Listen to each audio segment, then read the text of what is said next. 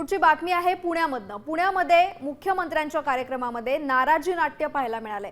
पहिल्या रांगेत बसण्यावरनं अभिमन्यू पवार आणि मेधा कुलकर्णी यांच्यामध्ये वाद झाला। त्यानंतर खासदार मेधा कुलकर्णी कार्यक्रम अर्धवट सोडून निघून गेल्या। त्याच्यामुळे पुण्यामध्ये नाराजी नाट्य रंगल्याचं पाहायला मिळाले।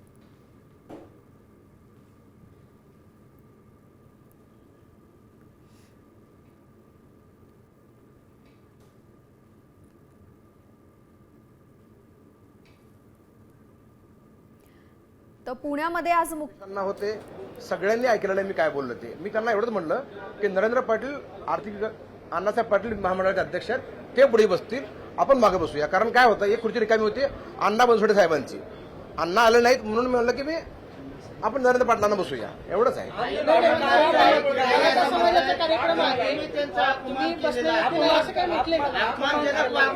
मी